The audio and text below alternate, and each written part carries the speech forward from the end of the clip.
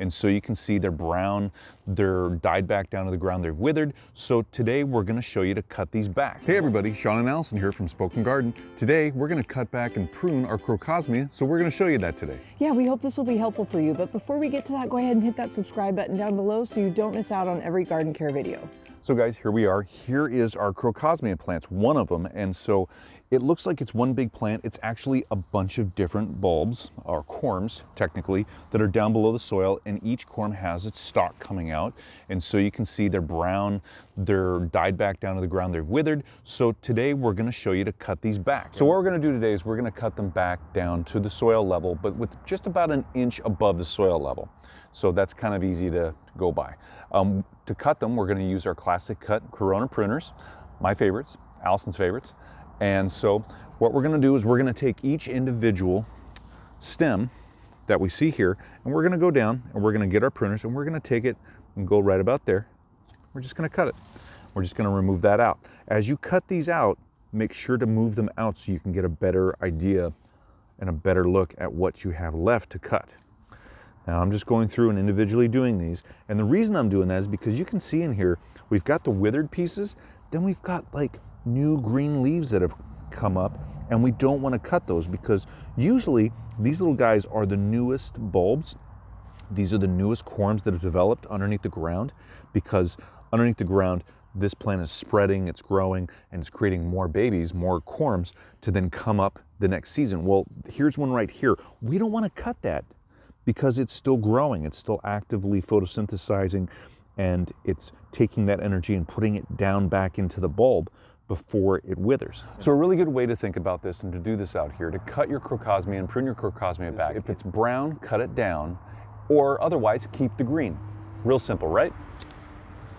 And as we cut, we're going to remove what we cut.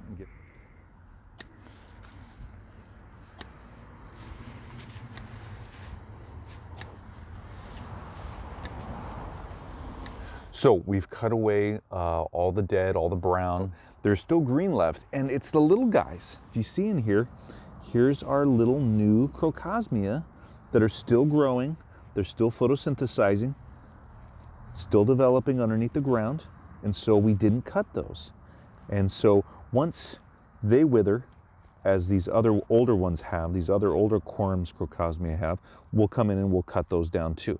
Really, you can't even see them. So technically, we could just leave them alone as they are right now for the rest of the year. And then this coming spring, they'll pop back up and they'll be even bigger. So here we are, we've got another Crocosmia grouping, cluster, and you can see there's a lot more green here than brown, unlike the other one that had a lot more brown than green. So we're gonna go through here and again, individually cut down the brown and keep the green.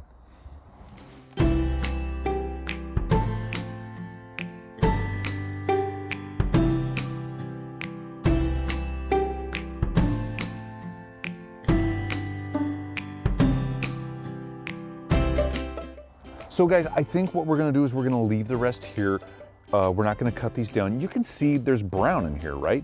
But there's also green leaves mixed in with that brown. And so they're not fully withered yet. You know, on this stem right here, you can see it started to die back, it started to wither, but there's still green here. It's still photosynthesizing.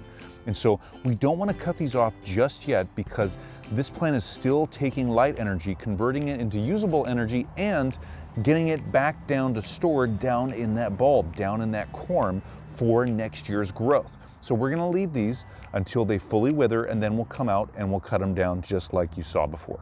We love our Crocosmia, and caring for it makes sure that it comes back year after year, healthy and happy. So if you have any comments or questions, leave them down below for us. We love hearing from you guys. Give us that thumbs up, let us know we're doing a good job, and subscribe to our channel so you get updates on our latest videos. And that's a wrap for today. We hope that was helpful. Thank you for watching, and we'll be back tomorrow with our Friday plant chat. So come on back to see which plant we're highlighting. See you tomorrow, everybody. Bye, everybody. Bye-bye.